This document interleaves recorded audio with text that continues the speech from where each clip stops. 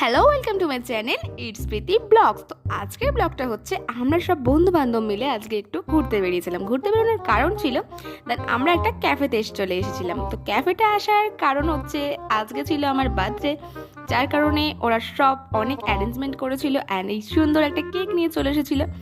কেকটা ভীষণ সুন্দর ছিল দেখতে আর খেতেও বেশ ভালো ছিল।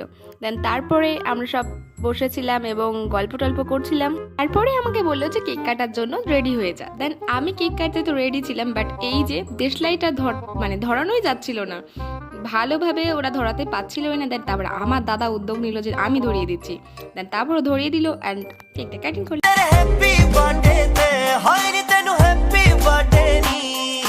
এর মধ্যে যতই এই কেকটা একাই সবটা খাওয়ার ইচ্ছা থাকুক না কেন, জনস্বার্থে কেকটা সবাইকে বিলি করে দিয়েছিলাম, কারণ ওরা লোভীর মতো তাকিয়েছিল। দেন তার জন্য আমি কেকটা বিলি করে দিলাম অ্যান্ড ভিডিওটা শেষ করলাম এখানেই। টাটা, দেখা হচ্ছে